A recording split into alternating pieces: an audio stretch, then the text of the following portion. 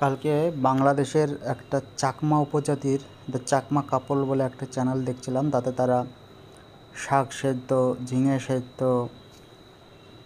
এসব খেয়ে চিনে বেগুন ভাজা ভাজা মানে ফ্রাই উইদাউট অয়েলের ইউজ না করে তারা সুস্বাস্থ্য বজায় রেখেছে এমনটা দাবি করে তারা।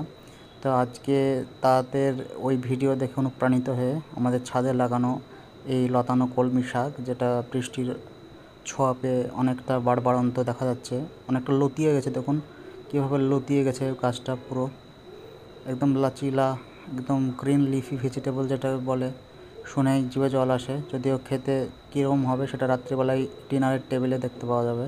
তো আজকে আমি এই শাক সেদ্ধ খেয়েই রাত্রি যাপন করবো বলে ডিসাইড করেছি। ওয়েট গেইন হচ্ছে, এই চাকমা উপজাতির কথা শুনে দেখা যাক কতটা আমি ওয়েট লুজ করতে পারি।